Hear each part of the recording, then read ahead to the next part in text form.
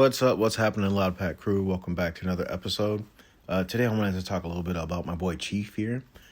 He is a German Shepherd Siberian Husky mix. Some people call him Shepskis. Now, when I adopted Chief, or before I adopted Chief, I did as much research as I could on the German Shepherd breed. At the time, I didn't know he had Siberian Husky in him. He is a rescue, so all we knew was that he was a German Shepherd mix. Of course, shelters are, they're doing the best they can, so they only have so much information on each dog. And for his description, it just had that he was very energetic and that he loved to play. So, of course, it came to our surprise when we took him to the dog park. Don't shame me. We don't do dog parks anymore, but we took him to the dog park on a retractable leash, and he was going ballistic. I mean, I was fighting for my life. He was spinning around in circles, barking, whining. I just couldn't get him to focus on me. I had never been in this situation before. I had never even heard the term reactive dog.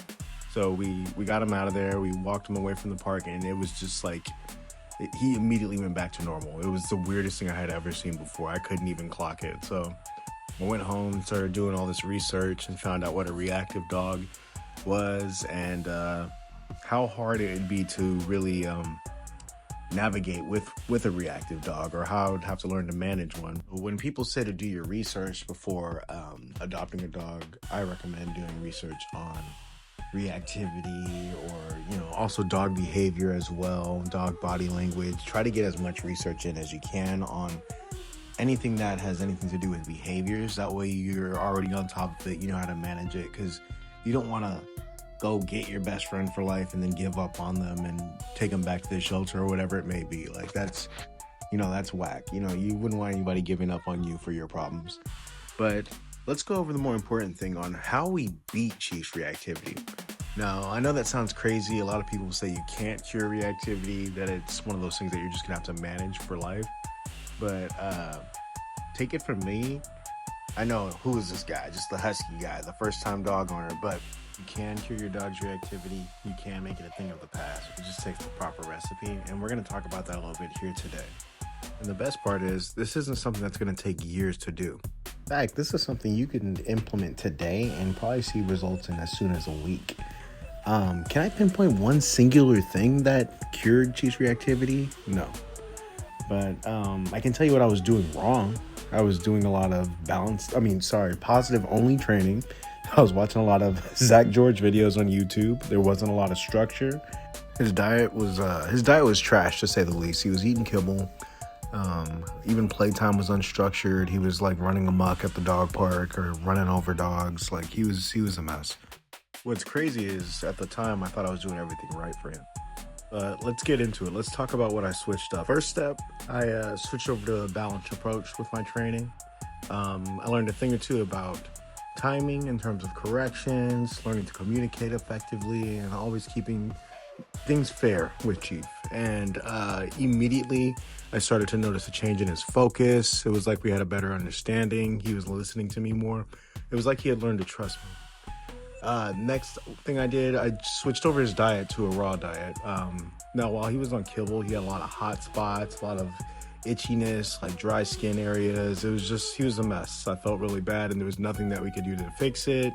We were trying everything from omega-3s, fish oils, but the kibble just was not the move for him. So switched over his diet.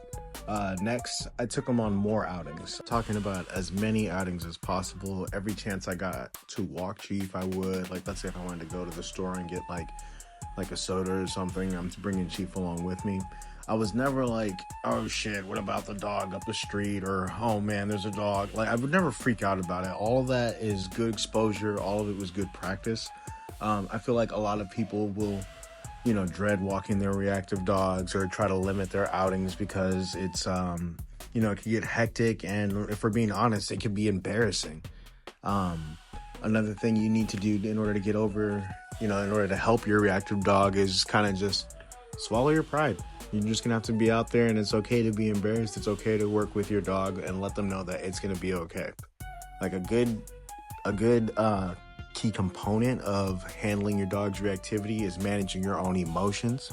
Like if your emotions are all out of whack and you're a very anxious person, you're gonna have a hard time working with your dog. Like, your trainer might have a lot of progress with your dog, but you'll wonder why your dog's not getting anywhere with you. It's that you need to learn to regulate your own emotions. And it takes practice. It's not something that you just wake up one day and like, oh, I'm this super cool, chill guy.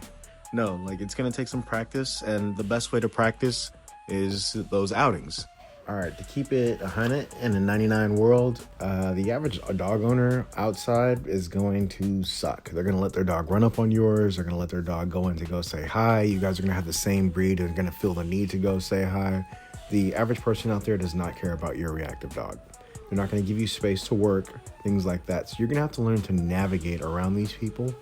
Try not to be angry with these people. Just expect people to be people, and just learn to navigate around it, learn to control your dog, and just think it's you and your best friend out there working. Take deep breaths. Don't feel shame behind it. Just get out there with your best friend.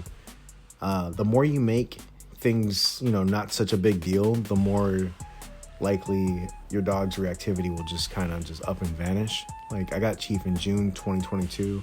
His reactivity started fading away by like October, and then he was like fully off leash around that time as well. Keep in mind, Chief is my first dog. I was just going out there taking big risks as a first-time dog owner.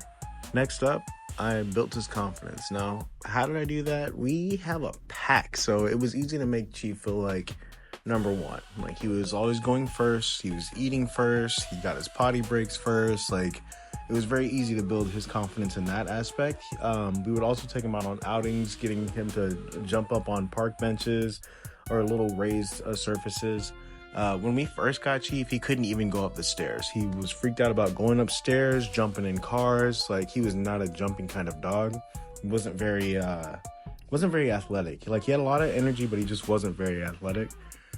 So I was always taking him out, having him like climb up this, jump on that, taking him out for plenty of exercise, running around, because the more exercise he got, the less intense his reactions were. And lastly was the structure.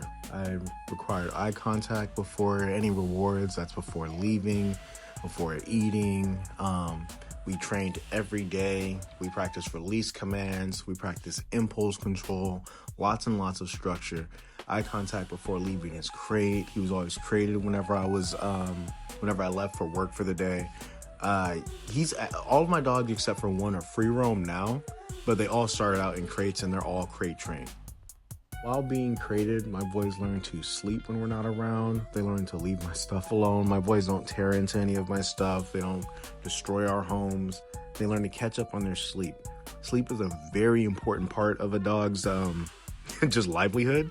If they're not getting enough sleep, then their mental is going to be all out of whack. Their reaction is going to be crazy. You might think that a dog without sufficient sleep is very low energy, but sometimes it's the opposite. Like, a dog with a lack of sleep can be very erratic or just all out, just a crazy ball. So make sure your dogs are catching up on sleep. With all that structure came freedom. Of course, we keep things balanced and fair. Chief learned very early on, when he does good things happen. Reactions don't lead to good things. It's better to be in a calm state. So applying all these things together, I can't pinpoint what it was that really just snatched away his reactivity, but maybe applying all these things to your dog can help. So what do we have? We have our structure, we have training, we have making sure our dog's diet is okay, we have making sure they're getting plenty of sleep, safe exposure to thresholds. You can't forget exercise. You can't forget regulating your emotions. And most importantly, you guys, you have to be consistent with all of this. That means keeping up with the rules, keeping up with your structure, keeping up with your rewards, keep things fair, keep your emotions out of it, lock in, and let's get rid of your dog's reactivity. If you have any questions, comments, or anything like that, leave some comments down below. As always, thank you guys for watching. We'll see you guys on the next one. Later.